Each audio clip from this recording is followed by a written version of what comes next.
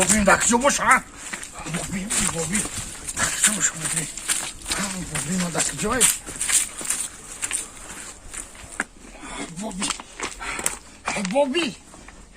بابی حالا باید بابی گب دا باین خمامونه هیچ کلام فهمید نواسط اکو نواسط خطیه دخته هشت دور بانیای بانیای دای؟ اینو میمه گب نزه التماس فهمیدی مرا این علیه خورخم که این نواسم ما دم نزدم در بین مردم مرا شرمنده کرد گاه حالی ما زده کلشم پچه خدای خالت افر کنمشن یا این علیه خورخم که کجا باشه این علیه دیگه چینجی عزیزه جون خواب دوست میدارم من نمیدونم چه خیلی کنم مخی نمیفهمم مخی دکه جات باید اومد رجای تاخگی سیر من بگم تاخی دلی من 1000 درده 1000 غمت دیگه نمیدونم چه کنم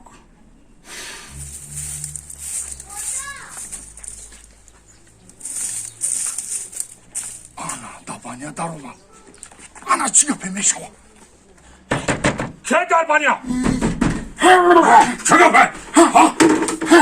چرا باید دارید؟ نمه تو را ارکه کلان کردم در بلا ماندم چرا باید دختری مردم ها گرفتن بانیا در اومده؟ استغفرالله بابی جان در فکر بد نکنین این دختر اومده این بانیا در اومده بیچاره رهنه افتیسه من برواردهش تم شد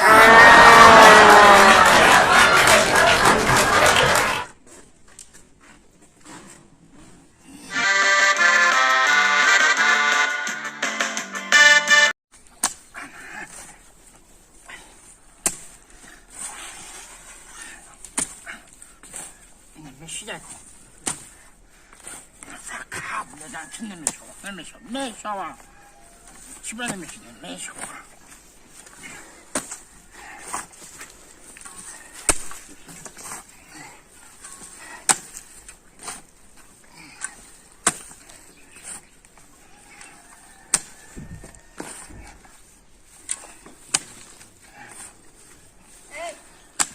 بچه اینجا بیا تو اگه تسمیم نمیشه اینجا بیا چی میگوی؟